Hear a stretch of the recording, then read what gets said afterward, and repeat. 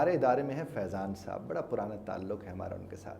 تو آج کیا ہوا کہ میں جب یہ بات کر رہا تھا تو انہوں نے مجھے کہا کہ آپ نے کچھ عرصہ پہلے ایک آرٹیکل لکھا تھا این جی ہندا کے نام سے. پنجابی میری زبان نہیں ہے لیکن مجھے پسند بہت ہے، یعنی میری ماں بولی زبان نہیں ہے تو مجھے پسند بہت ہے وہ. تو میں نے اس کا ٹائٹل لکھا تھا این جی ہندا ہے.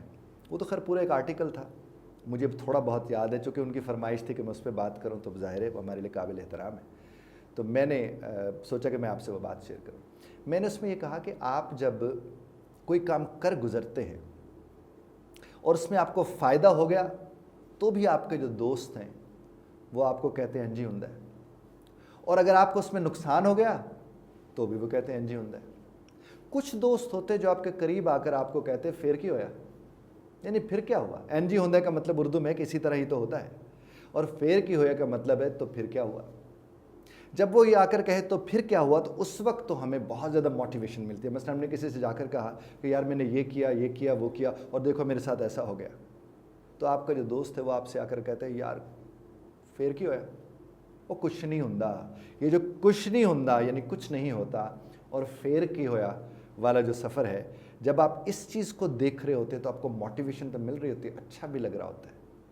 لیکن جب وہی لوگ ایک دفعہ آپ کو جس نے کہا تھا پھر کی ہویا کچھ نہیں ہندا، اور آپ نے اس کے کہنے پر وہ عمل کر لیا آگے جا کر، اور وہ اگر آ کر آپ سے کہے نا کہ این جی ہندا ہے تو پھر بڑی تکلیف ہوتی ہے.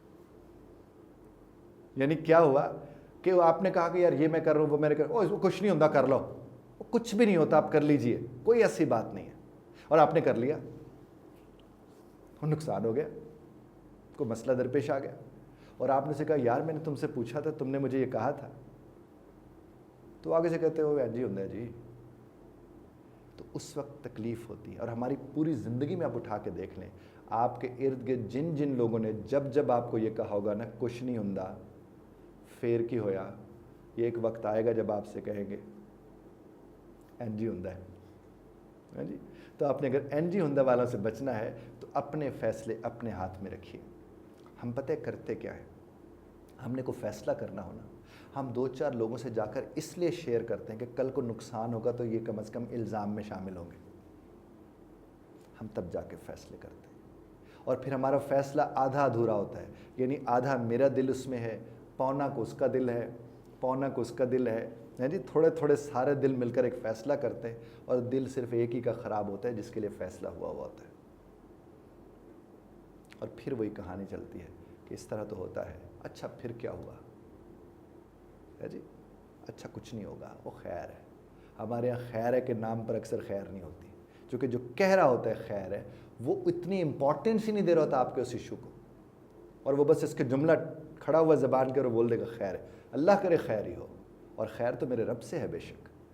اب کچھ بھی ایسا ہو رہا ہے اور آپ کو کسی نے کہا یار میں یہ کر رہا ہوں وہ کر، وہ کچھ نہیں ہوندا خیر ہے، اور بعد میں جب وہ آپ سے کہنا ہے این جی ہندا ہے تو کم از کم اس سے نیکسٹ ٹائم ڈسکس مت کیجیے گا جو اگلا فیصلہ آپ کا ہو، کیونکہ اس نے آپ کو پھر کہنا ہے کچھ نہیں ہوندا پھر کی ہویا تو این جی ہندا ہے. بہت شکریہ دھیان سے سننے کا.